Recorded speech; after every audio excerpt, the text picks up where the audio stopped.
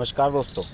आप में से बहुत से लोगों ने मुझे कल जब मैंने वीडियोस अपने बनाए थे उसमें मुझे मैसेजेस भेजे और कमेंट बॉक्स में भेजे। कुछ लोगों ने तो मेल कर दिया मुझे, और कुछ लोग जो मेरे मेंबर्स हैं जो व्हाट्सएप पर मुझसे जुड़े हुए हैं उन लोगों ने मुझे व्हाट्सएप पर मैसेज भेजने शुरू कर दिए कि भाई मैंने कल इतना बड़ा इशू हुआ जिसमें अरविंद केजरीवाल ने पीएम के साथ जो मीटिंग चल रही थी उसका लाइव टेलीकास्ट करना शुरू कर दिया।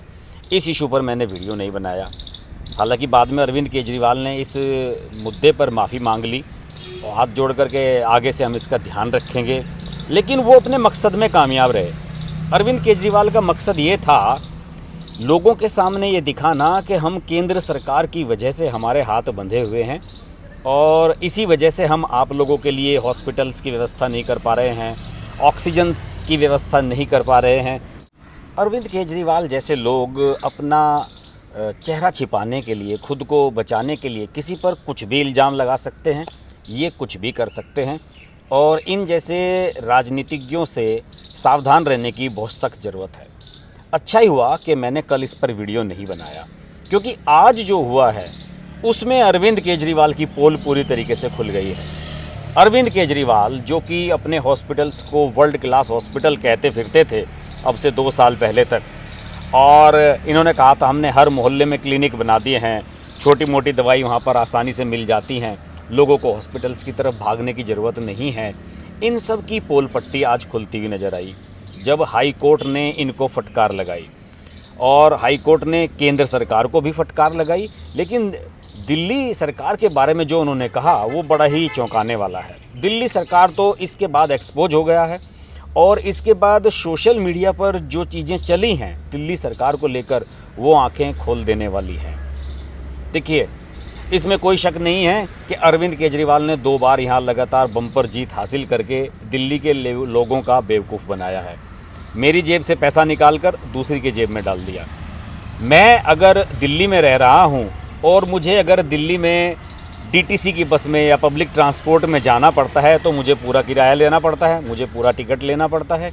लेकिन जो आदमी जो टैक्स पेयर भी नहीं है, और ख़ास तौर से जैसे कि महिलाएं हैं, महिलाओं को फ्री टिकट देकर अरविंद केजरीवाल ने अपना वोट बैंक तो मजबूत कर लिया है, लेकिन उन्होंने इकोनॉमी पर एक ऐसा बोझ डाल दिया है जो कभी भी दिल्ली को संकट से बाहर नहीं निकलने देगा। यहाँ के लोगों को बिजली मुफ्त देना और पानी मुफ्त देना, सब्सिडी देना, इस सब की आदतें जिस तरह से अरविंद केजरीवाल ने डाली हैं वो राजनीति और किसी भी राज्य या देश की इकोनॉमी के लिए बहुत घातक है। इनका एक ही टारगेट है कि किसी भी तरीके से अपना वोट बैंक मजबूत किया जाए। देखिए, अरविंद केजरीवाल बिजली के लिए लगभग 200 करोड़ की सब्सिडी हर महीने बिजली कंपनियों को देते हैं, और लोगों को लगता है कि यार हमें बिजली मुफ्त में मिल रही है, लेकिन 200 करोड़ रुपए दिल्ली के फंड से निकालकर, जो दिल्ली के विकास पर खर्च होने चाहिए, वो निकालकर बिजली कंपनियों को दे दिए जाते हैं। तो बिजली मुफ्त कहाँ से हुई? पैसा कहीं ना कहीं तो गया। अगर 200 करोड़ रुपए पर मंथ आप दे रहे हैं तो 200 करोड़ रुपए में तो मेरे ख्याल में 2 हॉस्पिटल तो हर महीने बनाए जा सकते हैं। तो इस हिसाब से अरविंद केजरीवाल को 40-50 हॉस्पिटल तो बना देने चाहिए थे। क्यों नहीं बनाए वो हॉस्पिटल? कहाँ है वो हॉस्पिटल? इसके अलावा ऑक्सीजन का जो क्राइसिस हुआ है उसे लेकर क्लियर जो ठीकरा फोड़ने की कोशिश अरविंद केजरीवाल ने केंद्र सरकार पर की है, उसकी भी अब पोल खुलती हुई नज़र आ रही है। देखिए उसकी कैसे पोल खुली है। अब तक कल तक ये कहा जा रहा था कि केंद्र सरकार एलोकेट करती है ऑक्सीजन को, कि ठीक है आपको इतनी ऑक्सीजन मिलेगी, आपको इतनी ऑक्सीजन मिलेगी सामान्य हालात में। अब परिस्थितियाँ असामान्य हैं तो वो एलोकेशन बदली भी गई है। लेकिन पिछले साल जब कोविड का दौर शुरू हुआ था तो उस समय ये तय हुआ था कि सभी राज्यों को अपने यहाँ ऑक्सीजन पैदा करने की, बनाने के प्लांट लगाने की स्वीकृति दी जाएगी, और वो केंद्र सरकार ने एक प्रक्रिया कर थी जो कुछ महीने तक चली। और उसमें आपको मैं बताऊं, मैं सिर्फ 2 राज्यों की बात करूंगा, महाराष्ट्र और दिल्ली। महाराष्ट्र में 13 ऐसे प्लांट लगाने के लिए सैंक्शन किए गए थे, और उनमें से महाराष्ट्र सरकार सिर्फ 1 लगा पाई है। ये प्रक्रिया दिसंबर 2020 में ही पूरी हो चुकी है। इसके अलावा दिल्ली में 8 जगह पर ऑक्सीजन बनाने के प्लांट लगने थे, केवल 1 जगह लगा पाई है दिल्ली सरकार। तो ये विफलता किसकी है? क्या सारी जिम्मेदारी केंद्र सरकारों की है? राज्य सरकारों की जिम्मेदारी नहीं है? जब आपको कह दिया गया कि आप ऑक्सीजन प्लांट बनाइए, आप अपने जो हॉस्पिटल्स हैं उन पर लगवाइए, ऑक्सीजन प्लांट्स लगवाइए, तो आप क्यों नहीं लगवा रहे हैं? और इसके लिए पीएम केयर फंड का इस्तेमाल किया जाना था। जो पीएम केयर फंड बनाया गया है उसके माध्यम से इन सब को प्लांट्स को बनाया जाना था और इन्हें फाइनेंस किया जाना था, लेकिन इसके बावजूद भी इन लोगों ने इसमें कोताही बरती, सिर्फ इस वजह से कि इसका क्रेडिट कहीं नरेंद्र मोदी को ना चला जाए या केंद्र सरकार को ना चला जाए। ये स्टोरी आज तमाम वेबसाइट्स पर चल रही है और आप देख सकते हैं इंटरनेट पर ये किस तरह से घटनाएं सारी चल रही हैं, घटित हो रही हैं। इसके अलावा दिल्ली हाई कोर्ट ने अरविंद केजरीवाल सरकार को इस बात के लिए भी फटकार लगाई है कि आपने ऑक्सीजन कलेक्ट करने के लिए क्या प्रयास किए, आप ये भी तो बताइए। आपके पास उड़ीसा के मुख्यमंत्री नवीन पटनायक ने खुद फ़ोन कर दिया कि भाई केजरीवाल जी, मैं अपने यहाँ से ऑक्सीजन आपके लिए भेज सकता हूँ। आपने क्या प्रयास किया? आपने कितने मुख्यमंत्रियों को फ़ोन घुमाए? इसको लेकर भारी आलोचना अरविंद केजरीवाल की जा रही है। इसके अलावा मैं कुछ और तथ्य बनाता हूँ आपको। देखिए, एडवर्टाइजिंग करना हर सरकार का एक दायित्व है। हम मीडिया वाले हैं, मैं मीडिया से जुड़ा हुआ हूँ, मैं जानता हूँ कि अगर अखबारों को, टीवी चैनल्स को विज्ञापन ना मिलेंगे तो ये बंद हो जाएंगे। अरविंद केजरीवाल ने बड़ी ही धूर्तता से इसका इस्तेमाल किया है अपनी राजनीति के लिए। अरविंद केजरीवाल ने एक विशेष टीम बनाई हुई है जो ये देखती है कि हमारे फेवर में कौन खबरें छाप रहा है, केवल उसी अखबार को हम विज्ञापन देंगे या उसी टीवी चैनल को हम ऐड देंगे जो हमारे फेवर में खबरें चलाता है।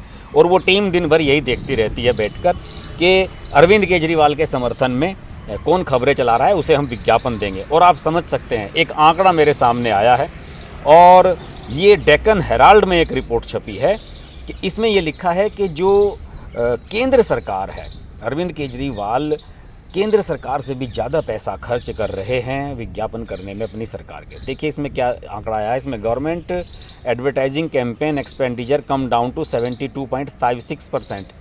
केंद्र सरकार ने जो विज्ञापन किया है वो 72% तक कम कर दिया है अपना 2017-18 और 2019-20 के मुकाबले। अपने सरकारी खर्चे केंद्र सरकार ने कम किए हैं, जबकि दिल्ली गवर्नमेंट ने 659 करोड़ रुपए खर्च किए हैं अपने विज्ञापनों में 2012-13 से। 77% ड्यूरिंग केजरीवाल स्टिंट फ्रॉम 2015, यानी कि 2015 के बाद से केजरीवाल ने 77% अधिक विज्ञापन दिए हैं, खर्च किए हैं। तो अब आप इसके लिए किसे जिम्मेदार ठहरा सकते हैं केजरीवाल जी? ये खर्चा भी तो आप पब्लिक की जेब से ही कर रहे हैं, जिसमें आपने अपनी राजनीति चमका रहे हैं। इसके अलावा तमाम तरह के ऐसे उदाहरण मैं दे सकता हूँ जिसमें दिल्ली सरकार ने फिजूल खर्चियाँ की हैं। और वर्ल्ड क्लास हॉस्पिटल बनाने की बात आप करते हैं। पिछले साल अरविंद केजरीवाल के मंत्री बीमार हुए थे, स्वास्थ्य मंत्री सत्येंद्र जैन और मनीष सिसोदिया जो डिप्टी सीएम है, दोनों बीमार हुए थे, कोविड का शिकार हुए थे। और पता है आपको कहाँ जाकर ठीक हुए थे? मैक्स हॉस्पिटल में। इन्हें पहले अपने हॉस्पिटल में ले जाया गया था, LNJP में ले जाया गया था, लेकिन उसके बाद जब इनकी तबीयत बिगड़ी, सिंसियर हो गई थोड़ा सा मामला, तो इन्हें मैक्स हॉस्पिटल में ले जाया गया जो साकेत में स्थित है दिल्ली में। वहाँ जाकर ये ठीक हुए थे, इन्हें प्लाज्मा चढ़ाया गया था। अगर आपके वर्ल्ड क्लास हॉस्पिटल थे तो आप अपने मंत्रियों का इलाज आपने अपने हॉस्पिटल्स में क्यों नहीं कराया? आपको अपने हॉस्पिटल्स में ही उनका इलाज कराना चाहिए था। ये और कुछ नहीं है, राजनीति में बेशर्मी का एक जीता जागता उदाहरण है कि पब्लिक के पैसे पर अपनी छवि चमकाओ, पब्लिक के पैसे से उसी को छूट देकर ये गुणगान करो कि हमने उन्हें बसों में फ्री कर दिया, हमने उन्हें बिजली पानी फ्री कर दिया। पब्लिक का ही तो पैसा है, अरविंद केजरीवाल ने अपनी जेब से दे दिया।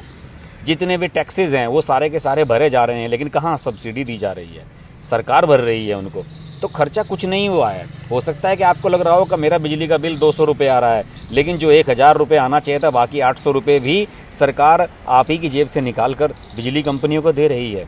तो मुझे लगता है कि अरविंद केजरीवाल जैसे लोगों को क्रिटिसाइज़ किया जाना बहुत ज़रूरी है और इन्हें राजनीति में आगे बढ़ने से रोका जाना भी बहुत ज़रूरी है।